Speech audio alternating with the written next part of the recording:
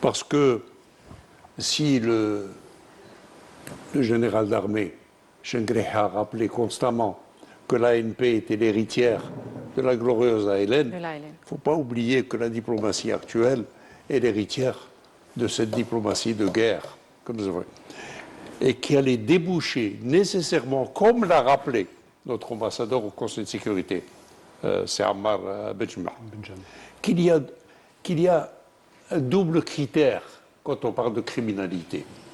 Pourquoi? D'abord, la criminalité est faite à l'aune du racisme. On parle des crimes commis contre les Juifs, la Shoah. Pourquoi? Pas seulement parce qu'ils étaient juifs, mais parce que c'était des Européens.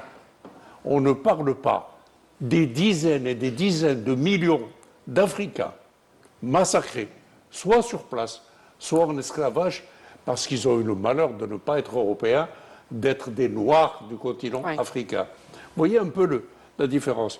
Maintenant, il y a un autre aspect beaucoup plus grave dans la criminalité à condamner. Ce n'est pas simplement l'élimination physique des crimes commis contre les personnes qui ont commencé en Algérie. Il faut rappeler que le premier acte d'élimination par armes chimiques et par, comment on appelle ça, par élimination ethnique, c'était en décembre 1852 en Algérie, à la Ouatt. Ce n'était pas pendant la période nazie. Donc il y a toujours cet aspect de raciste de l'Européen face au Grand Sud. Et je vois par exemple qu'on n'a pas donné à la lutte contre la criminalité un aspect fondamental. Ce n'est pas simplement l'élimination de la personne physique. L'homme peut se reproduire. Mais on a essayé d'effacer la culture et l'histoire de ces peuples. Le docteur Sissoko parlait tout à l'heure du Mali. Qui parle de l'empire Songhai, qui était un empire civilisé à Tombouctou, lorsque l'Europe était au Moyen-Âge?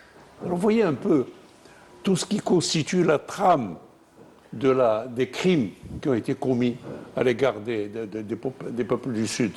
Et c'est pour ça que l'Algérie a tenu à mettre en valeur, ou plutôt à souligner, cet aspect de la criminalité, pas seulement pour l'Algérie, pas seulement parce que nous avons souffert, nous, mais parce que ça a été quelque chose contre l'ensemble du Sud. Les massacres de 1945 en Algérie, mais il y a eu aussi les massacres du mois d'avril 1946 à Madagascar.